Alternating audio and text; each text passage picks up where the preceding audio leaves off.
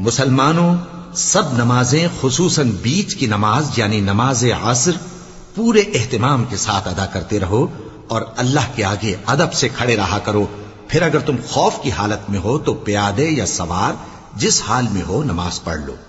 پھر جب امن و اطمینان ہو جائے تو جس طریق سے اللہ نے تم کو سکھایا ہے جو تم پہلے نہیں جانتے تھے اللہ کو یاد کرو. اور جو لوگ تم میں سے مر جائیں اور عورتیں چھوڑ جائیں وہ اپنی عورتوں کے حق میں وصیت کر جائیں کہ ان کو 1 سال تک خرچ دیا جائے اور گھر سے نہ نکالی جائیں. ہاں اگر وہ خود گھر سے چلی جائیں اور اپنے حق میں پسندیدہ کام یعنی نکاح کر لیں تو تم پر کچھ گناہ نہیں. اور اللہ زبردست ہے، حکمت والا ہے. اور مطلقہ عورتوں کو بھی دستور کے مطابق نان و نفقہ دینا چاہیے. پرہیزگاروں پر یہ بھی حق ہے. اسی طرح اللہ اپنے احکام تمہارے لیے بیان فرماتا ہے تاکہ